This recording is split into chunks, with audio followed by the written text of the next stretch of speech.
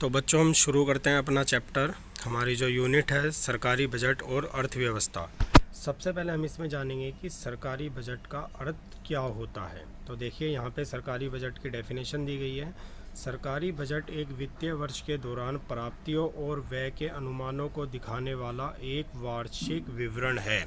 ठीक है, वार्षिक विवरण का क्या अर्थ है कि एक एनुअली स्टेटमेंट होता है जो कि सरकार के एक वित्तीय वर्ष के दौरान उसको मिलने वाली प्राप्तियां और किए गए व्यय के अनुमानों को दिखाता है।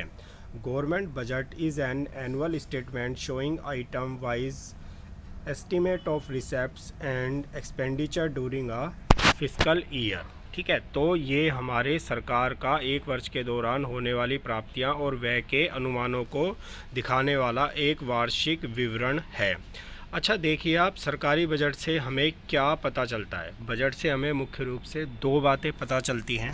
पहली बात यह है कि सरकार का पिछले वर्ष का जो वित्तीय परिणाम है वो कैसा रहा है, यानी कि पिछले वर्ष सरकार की जो गतिविधियां थी उनका फाइनेंशियल परफॉर्मेंस कैसा रहा है। ठीक है, दूसरा हमें बजट से ये पता चलता है कि आने वाले वर्ष के लिए सरकार की क्या कार्यक्रम और नीतियां हैं। तो दो चीज़ें हमें पता चलती है कि पिछले वर्ष का रिज़ल्ट कैसा रहा, दूसरा जो आने वाला हमारा ईयर है, फाइनेंशियल ईयर है, उसमें सरकार की क्या क्या नीतियां हैं।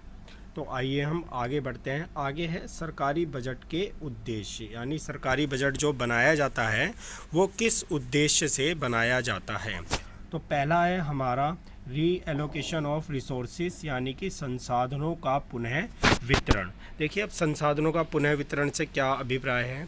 हम जानते हैं कि अर्थव्यवस्था में संसाधनों का वितरण जो है मांग और पूर्ति की शक्तियों द्वारा होता है, लेकिन सरकार अर्थव्यवस्था को संतुलित करने के लिए इन संसाधनों का पुनः आवंटन करती है। आवंटन किस माध्यम से होता है। सरकार अपनी कर नीति के माध्यम से जो है संसाधनों का आवंटन करती है। विलासिता की जो वस्तुएं होती है, यानी कि जिन वस्तुओं को अमीर लोग खरीदते हैं उनके उत्पादन पर ज़्यादा कर लगाया जाता है, जबकि जो जीवन की अनिवार्य वस्तु है उनके उत्पादन के लिए आर्थिक सहायता भी प्रदान की जाती है। तो इस प्रकार से सरकार जो है संसाधनों का पुनः आवंटन करती है।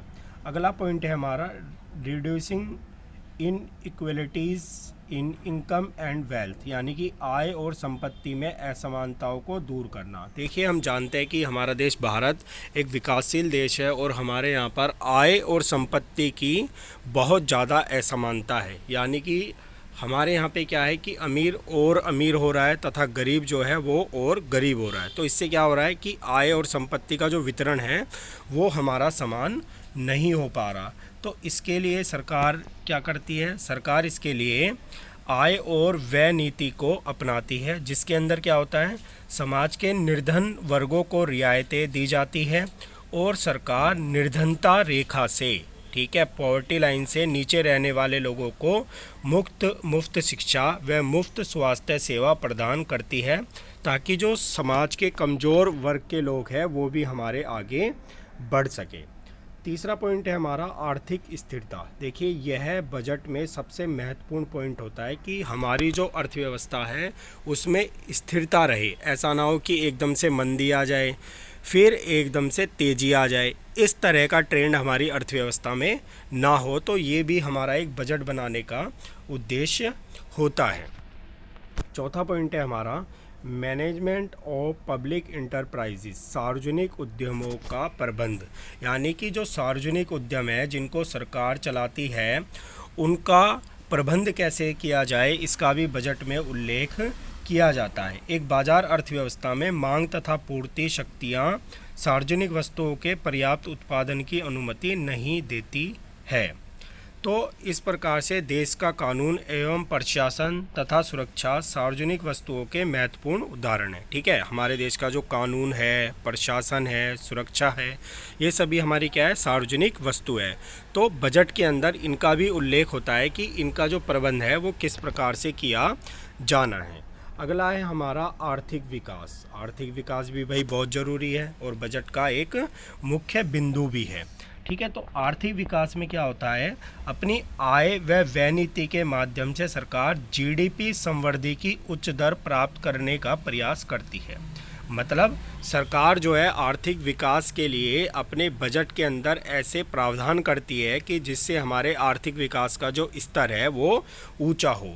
जैसे इसमें हम कह सकते हैं कि सड़कों, पुलों, बांधों व संबंधित परियोजनाओं पर निवेश करना। ठीक है, तो इस प्रकार से क्या होता है, विकास का जो स्तर है वो हमारा बढ़ता है। नेक्स्ट है हमारा रिड्यूसिंग रीजनल डिस्पैरिटीज़, यानी कि क्षेत्रीय असमानताओं को दूर करना। क्षेत्रीय असमानताओं को दूर करने में क्या है, देखिए जैसे एक जो प्रदेश है वो बहुत ज़्यादा विकसित हो रहा है, दूसरा प्रदेश है वो कम विकसित हो रहा है, तो ऐसी असमानता देखने के लिए मिलती है। तो इसके लिए सरकार क्या करती है, बजट में स्पेशल प्रावधान करती है। जैसे सरकार द्वारा चलाया जा रहा SEZ स्पेशल इकोनॉमिक जोन भी इसका एक बहुत अच्छा उदाहरण है। भारत में विशेष आर्थिक क्षेत्र स्पेशल इकोनॉमिक जोन SEZ जिसे हम कहते हैं, वो पिछड़े क्षेत्रों के विकास की ओर एक महत्वपूर्ण कदम है। यानी कि जो क्षेत्र विकास की दृष्टि से पीछे रह गए हैं उनको आगे बढ़ाने के लिए यह एक महत्वपूर्ण कदम है। तो इस प्रकार के प्रावधान बजट में किए जाते हैं ताकि सभी प्रदेशों में समानता बनी रहे।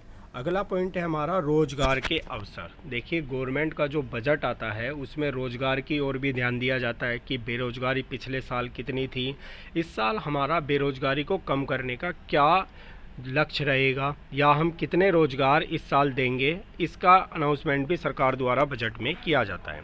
तो ये सभी हमारे सरकारी बजट के उद्देश्य हैं कि सरकारी बजट जो है किन किन उद्देश्यों के लिए बनाया जाता है। अभी हमने इन सब पर बात की है। चलिए आगे बढ़ते हैं। आगे हैं हमारे सरकारी बजट के घटक। देखिए इसके मुख्य रूप से दो घटक है, पहला है रिवेन्यू बजट, दूसरा है कैपिटल बजट। ठीक है, राजस्व बजट और पूंजीगत बजट। अब राजस्व बजट में भी हमारा दो है, राजस्व प्राप्ति और राजस्व व्यय। ठीक है, और पूंजीगत में पूंजीगत प्राप्ति और पूंजीगत व्यय। आगे हम इन सभी के बारे में विस्तार से पढ़ेंगे कि राजस्व बजट में क्या आता है, रिवेन्यू रिसिप्ट में क्या आता है, रिवेन्यू एक्सपेंडिचर में क्या आता है, कैपिटल रिसिप्ट में क्या आता है और कैपिटल एक्सपेंडिचर में हमारा क्या आता है। तो चलिए हम देर ना करते हुए आगे बढ़ते हैं। अब यहाँ पे सबसे पहले हमने किया है राजस्व बजट व पूंजीगत बजट में अंतर, यानी difference between revenue budget and capital budget. अब देखिए क्या अंतर है इनमें। राजस्व बजट जो है सरकार की राजस्व प्राप्तियां व राजस्व व्यय सम्मिलित होती है। ठीक है, इसमें क्या क्या क्या शामिल होता है, सरकार की राजस्व प्राप्तियां और राजस्व व्यय। It includes only revenue receipts and revenue expenditures of the government. लेकिन जो पूंजीगत बजट है हमारा, पूंजीगत बजट में क्या आता है, सरकार की पूंजीगत प्राप्तियां और पूंजीगत व्ययों को शामिल किया जाता है। देखिए यहाँ हमें साफ पता चल रहा है कि राजस्व बजट में हमारा राजस्व प्राप्तियाँ और राजस्व व्यय, और पूंजीगत बजट में हमारा पूंजीगत प्राप्तियाँ और पूंजीगत व्यय को शामिल किया जाता है। अगला पॉइंट क्या है, अगला पॉइंट है हमारा कि राजस्व बजट में सभी वित्तीय सौदे सरकार के लिए कोई देनदारी उत्पन्न नहीं करते। यानी कि इसमें जितने भी सौदे किए जाते हैं वो सरकार के लिए कोई भी देनदारी यानी कि लाइबिलिटी जो है उत्पन्न नहीं करते। सरकार के ऊपर इससे कोई भी उधार नहीं होता है। It includes all such financial transaction which do not create any liability for the government. तो इससे क्या होता है, सरकार के लिए कोई भी उधारी नहीं बनती है राजस्व प्राप्तियों से, जबकि पूंजीगत प्राप्तियों में वित्तीय सौदे सरकार के लिए देनदारी उत्पन्न करते हैं, यानी कि लाइबिलिटीज़ उत्पन्न करते हैं। कौन से सौदे, पूंजीगत बजट में जो वित्तीय सौदे होते हैं वह। तो देखिए दोनों में यहाँ पे अंतर बताया गया है कि राजस्व बजट में हमारा राजस्व प्राप्तियाँ और राजस्व व्यय, और पूंजीगत बजट में हमारा पूंजीगत प्राप्तियाँ और पूंजीगत व्यय। दूसरा, ये राजस्व व्यय जो है सरकार के लिए लाइबिलिटी नहीं होते हैं। ठीक है, राजस्व व्यय जो है वो सरकार के लिए लाइबिलिटीज़ नहीं होते हैं, जबकि जो पूंजीगत वित्तीय सौदे हैं वो सरकार के लिए लाइबिलिटीज़ उत्पन्न कर देते हैं, उधारियाँ उत्पन्न कर देते हैं। चलिए आगे बढ़ते हैं। आगे हमारा देखिए बजट प्राप्तियों को यहाँ पर पूरा एक्सप्लेन किया गया है कि बजट प्राप्तियों में हमारी क्या क्या आती है। पहली आती है हमारी रिवेन्यू रिसीप्ट, दूसरी है कैपिटल रिसीट्स। ठीक है, तो ये हमारी राजस्व प्राप्तियाँ, ये हमारी पूंजीगत प्राप्तियाँ। अब देखते हैं कि राजस्व प्राप्तियों में भी दो है हमारी, ठीक है। एक प्राप्तियां हमारी वो है जो हमारी टैक्स से आती है, यानी कि करों से जो राजस्व आता है, जो आगम आती है। दूसरा है करों के अतिरिक्त जो हमारी सरकार के पास में आगम आती है या राजस्व आता है। अब कर में भी दो तरीके से आता है। कैसे आता है? एक तो आता है हमारा डायरेक्ट टैक्सेस से, ठीक है, जिसमें आता है हमारा इनकम टैक्स और कॉरपोरेट टैक्स, यानी कि आय कर और व्यापार कर। दूसरा है हमारा इनडायरेक्ट टैक्सेस। इनडायरेक्ट में हमारा जीएसटी आ गया, कस्टम ड्यूटी आ गया, ठीक है।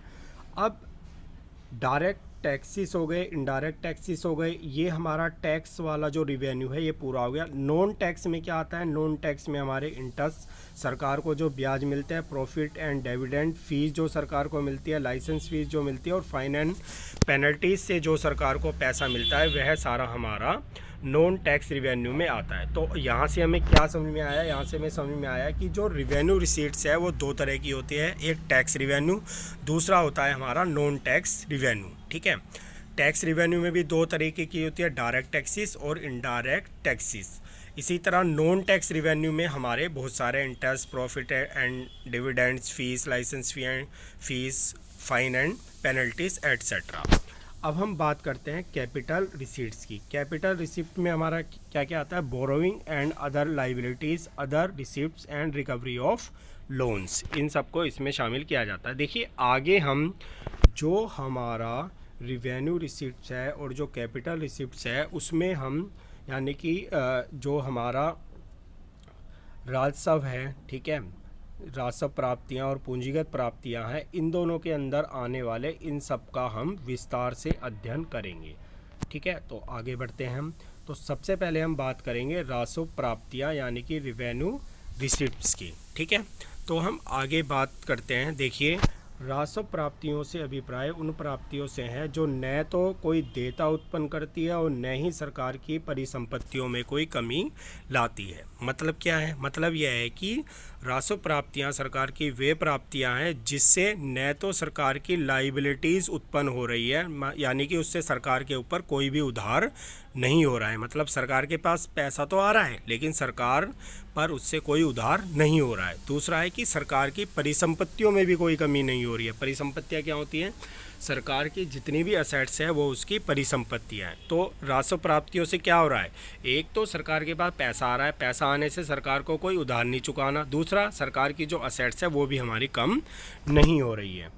अब इसमें एक चीज़ दिखाई गई है, टैक्स रिवेन्यू और नॉन टैक्स रिवेन्यू, ठीक है। करों से जो राजस्व आता है और जो करों के अतिरिक्त चीज़ों से राजस्व आता है। अब हम इसको अलग अलग तरीके से करेंगे। तो आइए सबसे पहले हम करेंगे इसमें हमारा टैक्स रिवेन्यू, कि टैक्स से जो राजस्व आता है वो हमारा कौन कौन सा है। तो देखिए सबसे पहले यहाँ बताया, कर राजस्व से अभिप्राय सरकार द्वारा लगाए गए करों और दूसरे शुल्कों से प्राप्तियों के कुल योग से है। कर अनिवार्य भुगतान है, इसके भुगतान की कोई भी मना नहीं कर सकता, ठीक है। तो कर राजस्व क्या है? जो सरकार द्वारा अलग अलग तरीके के कर लगाए जाते हैं, उससे सरकार की जो आय होती है, जो इनकम होती है, उसे ही हमारा क्या कहा जाता है? कर राजस्व कहा जाता है। इसमें एक बहुत इंपॉर्टेंट बात बताई गई कि कर अनिवार्य भुगतान है, इसके भुगतान के लिए कोई भी मना नहीं कर सकता। अब आपका पेपर एमसीक्यू होगा तो पूछ सकते हैं उसमें, क्या कर एक अनिवार्य भुगतान है? ऑप्शन आ सकता है हाँ, नहीं, हमें नहीं पता। 3 ऑप्शन दे दिए, आपसे पूछ लिया कर एक अनिवार्य भुगतान है या नहीं। तो आपको पता होना चाहिए कि कर एक अनिवार्य भुगतान है जिसके लिए कोई भी मना नहीं कर सकता। हम अपने पॉइंट पे आते हैं कि कर राजस्व वह है जो सरकार को करों से आय प्राप्त होती है। अब ये कर भी दो प्रकार के हैं। पहला है डायरेक्ट टैक्सेस, प्रत्यक्ष कर, और दूसरा है इनडायरेक्ट टैक्सेस यानी कि अप्रत्यक्ष कर। चलिए अब हम इन दोनों का विस्तार से पढ़ेंगे कि डायरेक्ट टैक्सेस प्रत्यक्ष कर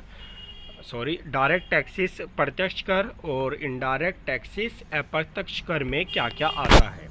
तो देखिए दोनों में अंतर बताया गया है। डायरेक्ट टैक्सेस और इनडायरेक्ट टैक्सेस, प्रत्यक्ष कर और अप्रत्यक्ष कर में क्या अंतर है। पहला बिंदु, प्रत्यक्ष कर व्यक्तियों और कंपनियों पर लगाए जाते हैं। अप्रत्यक्ष कर वस्तुओं और सेवाओं पर लगाए जाते हैं। तो पहला अंतर तो हमारा यही हो गया है कि डायरेक्ट टैक्सेस जो है वो व्यक्तियों और कंपनियों पर लगाए जाते हैं, जबकि इनडायरेक्ट टैक्सेस हमारे गुड्स एंड सर्विसेज पर लगाए जाते हैं। ठीक है। दूसरा पॉइंट, प्रत्यक्ष कर का भार स्थानांतरित नहीं किया जा सकता, यानी कि डायरेक्ट टैक्सेस को शिफ्टेड नहीं किया जा सकता। डायरेक्ट टैक्स जिस पर लगाया जाता है उसी को उसका भुगतान करना पड़ेगा, जबकि अप्रत्यक्ष कर का भार स्थानांतरित किया जा सकता है। The burden of indirect tax can be shifted, मतलब प्रत्यक्ष कर का भार जो है वो स्थानांतरित नहीं किया जा सकता, जिस पे लगाया है उसको पे करना ही पड़ेगा। और अप्रत्यक्ष कर का भार स्थानांतरित किया जा सकता है, उसे किसी और पर भी टाला जा सकता है, लेकिन प्रत्यक्ष कर को नहीं टाला जा सकता। नेक्स्ट है, इसका प्रभाव व भार समान व्यक्ति पर पड़ता है, यानी कि इसका जो प्रभाव है वो जिस व्यक्ति पर लगाया जाता है उसी व्यक्ति पर पड़ता है। इसका प्रभाव व भार विभिन्न व्यक्तियों पर पड़ता है, क्योंकि इसको दूसरों पर टाला जा सकता है, इसलिए इसका प्रभाव व भार अलग अलग व्यक्तियों पर पड़ता है। इसका उदाहरण क्या है हमारा, आयकर, इनकम टैक्स, ठीक है, और क्या है संपत्ति कर, और क्या है उपहार कर, ठीक है। जबकि इनडायरेक्ट टैक्सेस के उदाहरण क्या है, गुड्स एंड सर्विसेज टैक्स, यानी कि GST। इसके साथ ही उत्पादन शुल्क भी है हमारा, ठीक है। तो देखिए, जो डायरेक्ट टैक्सेस और इनडायरेक्ट टैक्सेस में अंतर दिया गया है, इसमें से भी आपके MCQ प्रश्न आराम से बन सकते हैं। जैसे वो पूछ लेगा कि कौन से कर व्यक्ति और कंपनियों पर लगाए जाते हैं, ऑप्शन दे देगा आपको प्रत्यक्ष कर, अप्रत्यक्ष कर, और आपको उसमें से सही ऑप्शन छांटना पड़ेगा। तो इसलिए आप इस वीडियो को पॉज करके भी आराम से देख सकते हैं। मैंने बहुत ही अच्छे ढंग से इसे प्रिपेयर किया है। चलिए आगे बढ़ते हैं। आगे है हमारा गैर कर राजस्व, ठीक है। गैर कर राजस्व, गैर कर राजस्व से अभिप्राय सरकार की कर प्राप्तियों को छोड़कर दूसरे सभी स्रोतों से प्राप्त होने वाली प्राप्तियों से, मतलब यानी कि टैक्सेस से जो सरकार को आय होती है, अगर उसको छोड़ दिया जाए तो बाकी जितने भी तरीके से सरकार की आय होती है वो सारी हमारी क्या है, वो सारी हमारी हो जाएगी नॉन टैक्स रिवेन्यू, यानी कि गैर कर राजस्व। अब इसमें क्या क्या सम्मिलित किया जाता है, ठीक है, इसमें हमारा क्या क्या सम्मिलित होता है। तो देखिए, सबसे पहले इसमें इंटरेस्ट यानी कि ब्याज। Government receive interest on loan given by it to state governments, union territories, private enterprises and general public, मतलब राज्य सरकारों, निजी उद्यमों और सामान्य जनता को दिए गए ऋण पर सरकार ब्याज प्राप्त करती है, ठीक है। सरकार को जो है इन सभी से क्या मिलता है, ब्याज मिलता है। तो ब्याज क्या है, सरकार की आय है। कैसी आय है, गैर कर राजस्व, नॉन टैक्स रिवेन्यू है, टैक्स रिवेन्यू नहीं है। दूसरा है हमारा इसमें लाभ और लाभांश, ठीक है। लाभ और लाभांश मिलते हैं सरकार को सरकारी क्षेत्रों के उद्यमों जैसे रेलवे, LIC, भेल इत्यादि से सरकार लाभ अर्जित करती है। ये भी क्या है, सरकार की नॉन टैक्स रिवेन्यू है, ठीक है। ये हमारा टैक्स रिवेन्यू नहीं है, बल्कि क्या है, नॉन टैक्स रिवेन्यू है।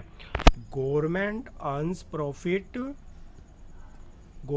Earn profit through public sector undertakings likes Indian railway, LIC, भेल एटसेट्रा, यानी कि सरकारी क्षेत्रों के उद्यमों जैसे रेल, LIC, भेल आदि से सरकार लाभ अर्जित करती है।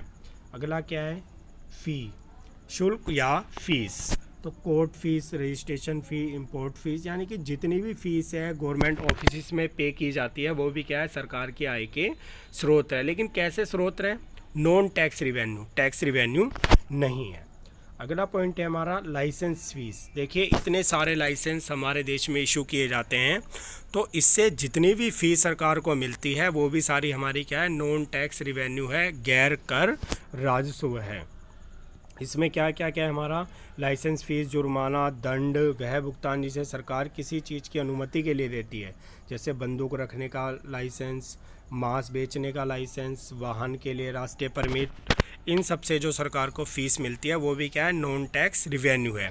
अगला है फाइन्स एंड पेनल्टीज़। जितने भी सरकार द्वारा फ़ाइन लगाए जाते हैं, चाहे वो ट्रैफिक रूल्स के वोलेशन के लिए हो या पोल्यूशन रूल के वोलेशन के लिए हो, वह सब भी हमारे क्या है, नॉन टैक्स रिवेन्यू है।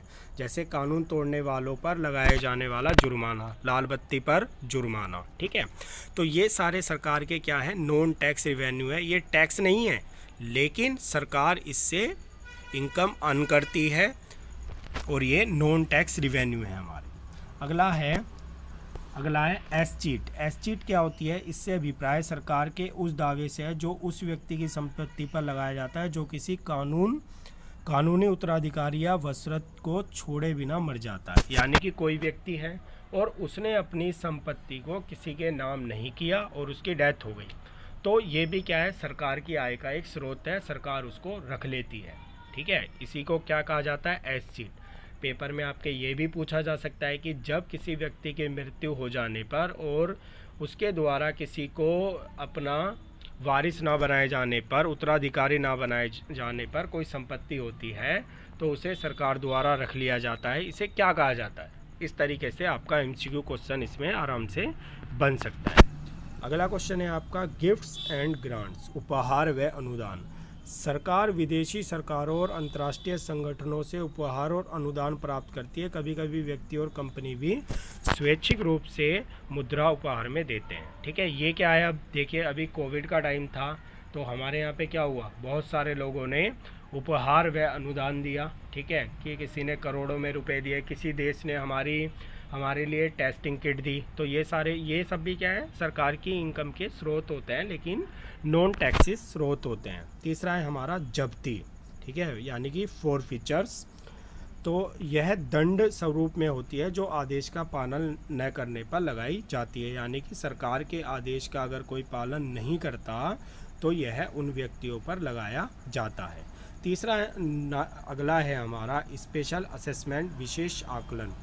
इससे अभिप्राय उस भुगतान से है जो उन संपत्तियों के मालिकों पर लगाया जाता है जिनकी संपत्ति का मूल्य सरकार की विकासात्मक गतिविधियों के कारण बढ़ गया है। जैसे मेट्रो स्टेशन के नज़दीक संपत्ति का मूल्य यदि बढ़ जाता है तो विकास व्यय का एक भाग संपत्ति के मालिकों से विशेष आकलन के रूप में लिया जाता है। देखिए इसका अभिप्राय क्या है, इसका अभिप्राय यह है कि अगर सरकार विकास कार्य कर रही है और उससे आपकी संपत्ति का मूल्य बढ़ रहा है, आपकी संपत्ति की वैल्यू बढ़ रही है, तो ऐसी कंडीशन में सरकार जो आपसे टैक्स लेती है उसे ही क्या कहा जाता है, विशेष आकलन कहा जाता है, ठीक है। यानी कि जो सरकार है वो आपसे संपत्ति का मूल्य बढ़ा तो वो विकास व्यय का एक भाग आपसे लेती है, लेकिन वो टैक्स के रूप में नहीं होता, नॉन टैक्स के रूप में होता है, नॉन टैक्स रिवेन्यू होता है। चलिए अब हमारी राजस्व प्राप्तियाँ हो गई, अब आ गई है हमारी पूंजीगत प्राप्तियाँ। क्या आ गई है अब हमारी पूंजीगत प्राप्तियाँ। तो पूंजीगत प्राप्तियों से अभिप्राय उन प्राप्तियों से है जिनसे या तो देयता उत्पन्न करती है या सरकार की संपत्ति में गिरावट करती है। आपको पता हुआ राजस्व प्राप्तियों में क्या था कि न तो वो देयता उत्पन्न कर रही थी और न ही सरकार की संपत्ति में गिरावट कर रही थी। पूंजीगत प्राप्तियाँ बिल्कुल उल्टी है, ये सरकार के लिए देयता भी उत्पन्न करती है और सरकार की संपत्ति में गिरावट भी करती है। अब इसमें हमारा क्या क्या आता है, सबसे पहले आता है हमारा बोरोविंग यानी कि उधार।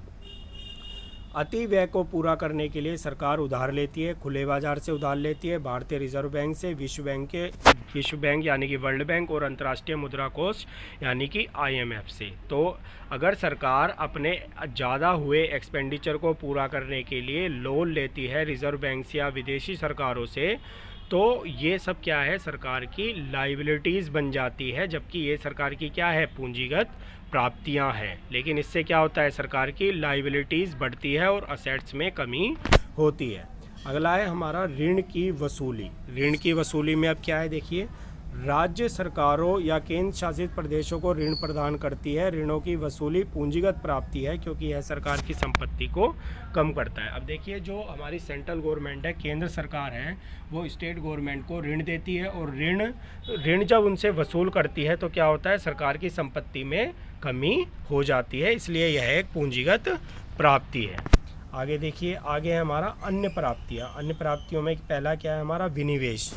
सरकार द्वारा सार्वजनिक क्षेत्र के उद्यमों के शेयरों का एक भाग या पूरे शेयर बेचने का कार्य है जिसके कारण सरकार की संपत्ति कम होती है। अब सरकार क्या करती है, देखिए सरकार सार्वजनिक क्षेत्रों के उद्यम के शेयर बेच देती है, या तो पूरे शेयर बेचती है या भाग बेच देती है।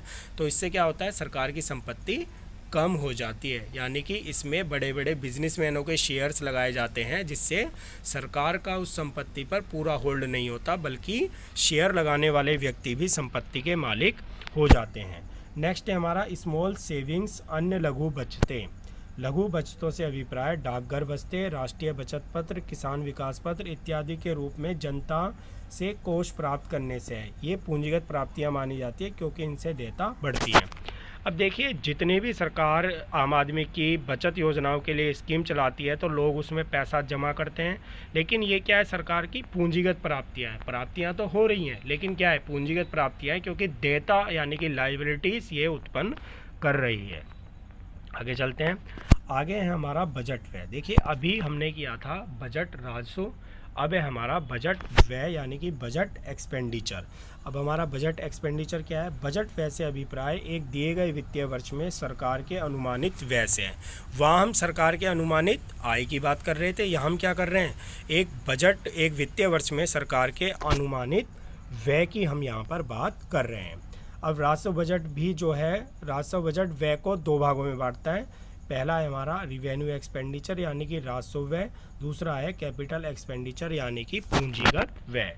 तो दो प्रकार के हमारे व्यय हो गए, पहला राजस्व व्यय, दूसरा पूंजीगत व्यय। चलिए आगे हम बात करते हैं रिवेन्यू एक्सपेंडिचर यानी कि राजस्व व्यय की।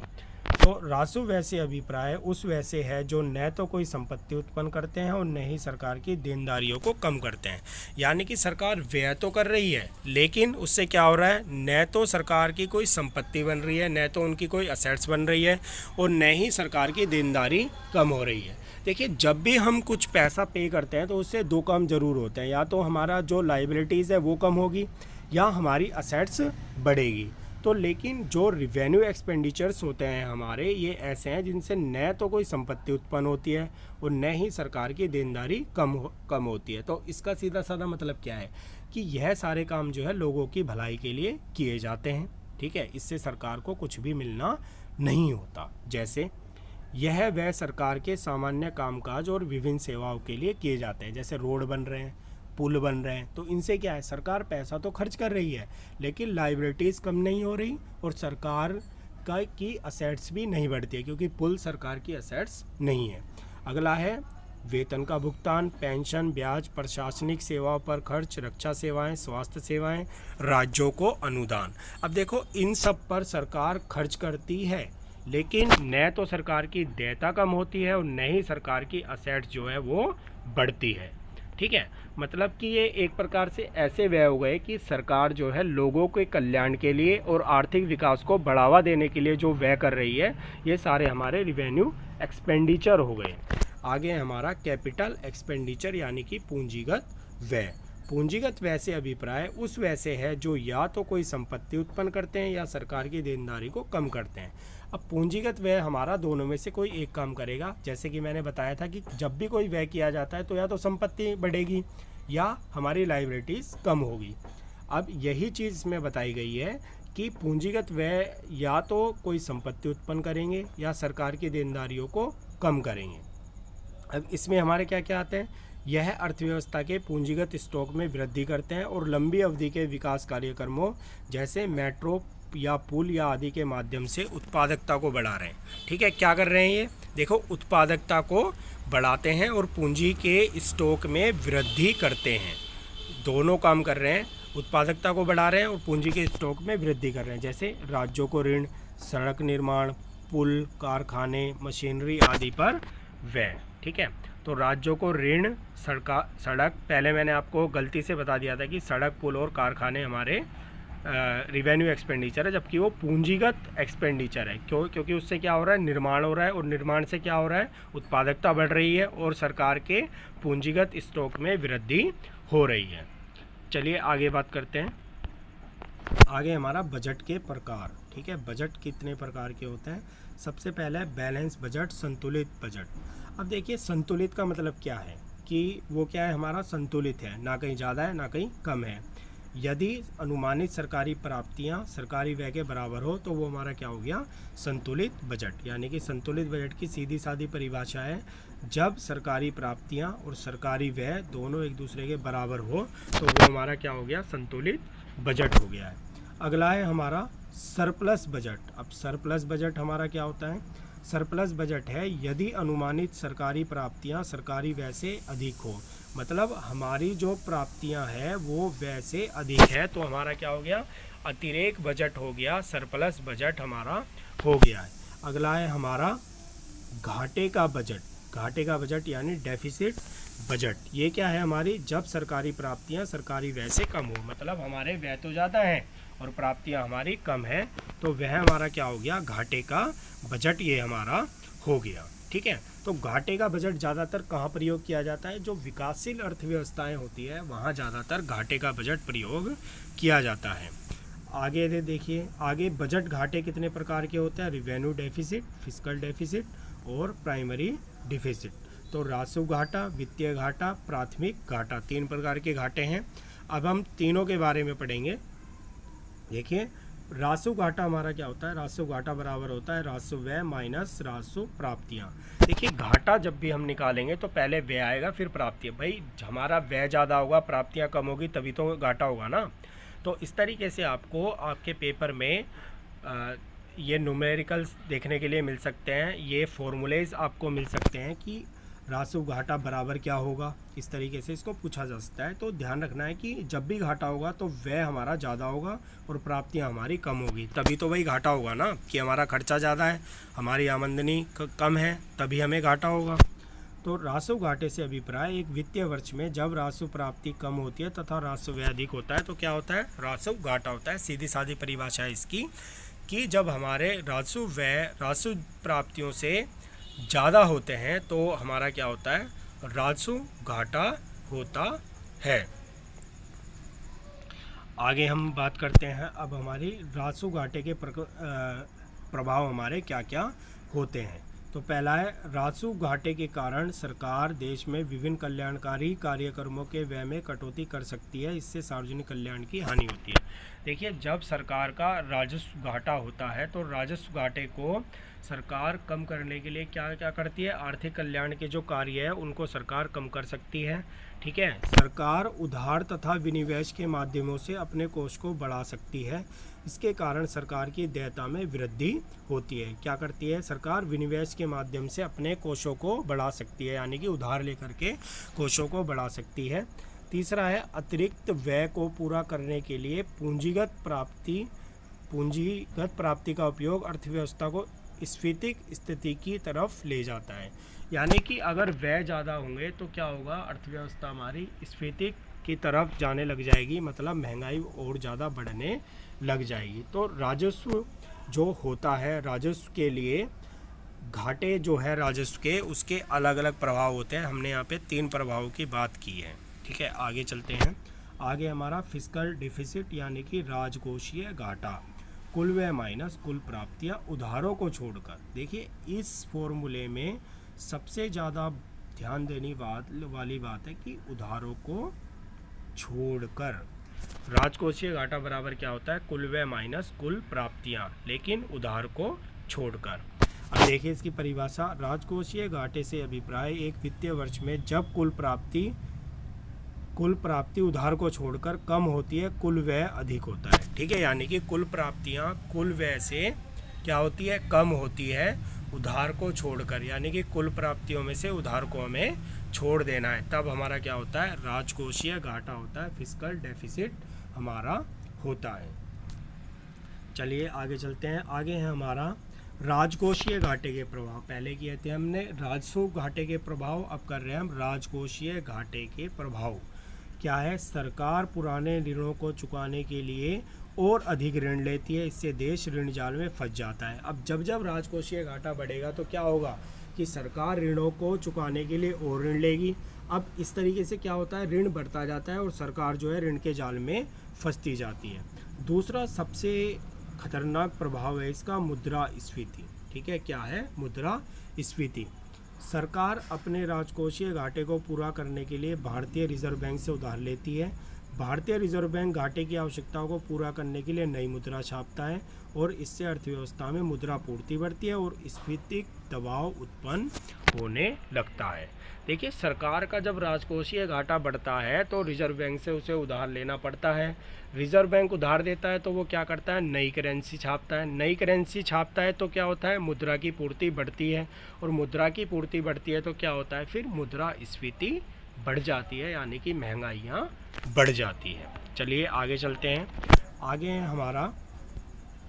आगे भी हमारे राजकोषीय घाटे के प्रभाव है, 2 हमने कर लिए। तीसरा है, सरकार शेष विश्व से भी उधार लेती है जो दूसरे देशों पर इसकी निर्भरता बढ़ाता है। देखिए, अब सरकार के पास राजकोषीय घाटों को पूरा करने के लिए ज़्यादा ऑप्शन नहीं है। पहला ऑप्शन क्या है कि वो रिजर्व बैंक से उधार ले, ठीक है। दूसरा ऑप्शन क्या हो गया कि वो शेष विश्व से उधार ले, मतलब जो विदेश है उनसे उधार ले। लेकिन इससे क्या होगा, अगर हमारी सरकार विश्व से उधार लेती है तो उसकी दूसरे देशों पर जो निर्भरता है वह बढ़ेगी, क्योंकि डिपेंडेंट हो जाएंगे, आप उसको कुछ कह नहीं सकते, आपने उससे उधार ले रखा है। अगला पॉइंट है भावी विकास में बाधक, ठीक है। अब अगर सरकार के ऊपर इतना ऋण हो जाएगा, इतना लोन हो जाएगा, घाटा इतना बढ़ेगा, तो क्या होगा कि सरकार आगे की योजनाओं को सही प्रकार से संचालित नहीं कर पाएगी। और सही प्रकार से जब संचालित नहीं कर पाएगी तो फिर क्या होगा, तो फिर जो है हमारे आगे पीढ़ी का विकास जो है वो उसमें बाधा उत्पन्न हो जाएगी, ठीक है। आगे चलते हैं। आगे है हमारा प्राथमिक घाटा। देखिए, प्राथमिक घाटे का सीधा साधा फॉर्मूला है, राजकोषीय घाटे में से अगर ब्याज भुगतान घटा दिया जाए तो हमारा क्या आ जाएगा, हमारा आ जाएगा प्राथमिक घाटा। अब अगर कोई पूछे राजकोषीय घाटा बराबर क्या होता है, तो ये भी हो सकता है कि प्राथमिक घाटा जमा ब्याज भुगतान, ठीक है। ऐसे ही अगर पूछे कि ब्याज भुगतान बराबर क्या होगा, तो राजकोषीय घाटा माइनस प्राथमिक घाटा। तो फॉर्मूले को हम एडजस्ट कर लेंगे। प्राथमिक घाटे से अभिप्राय चालू वर्ष के राजकोषीय घाटे और पिछले उधार पर ब्याज भुगतान के बीच अंतर से है, ठीक है। यानी कि सरकार का चालू वर्ष का जो राजकोषीय घाटा है और पिछले उधार पर सरकार ने जो ब्याज का भुगतान किया है, इन दोनों के बीच जो अंतर होता है वही हमारा क्या है, वही हमारा प्राथमिक घाटा है, ठीक है। तो देखिए, हमने इस वीडियो के अंदर काफ़ी इम्पोर्टेंट पॉइंट्स किए हैं, और मैं आपको बता दूं कि आपका जो CBSE का एग्ज़ाम होने वाला है उसमें आपकी ये यूनिट 6 मार्क्स की है। अगर आप वीडियो को ध्यान से देखोगे, दोबारा भी आप इसको देख सकते हो, पॉज करके नोट कर सकते हो, तो मैं ये आपको कह सकता हूँ कि शायद ही कोई क्वेश्चन हो जो आपका इस यूनिट से रह जाएगा। अगर आपको वीडियो अच्छी लगी तो वीडियो को लाइक कीजिए, हमारे चैनल को सब्सक्राइब कीजिए, और आगे भी ऐसी ही वीडियो पाने के लिए बेल आइकन को प्रेस कीजिए। धन्यवाद।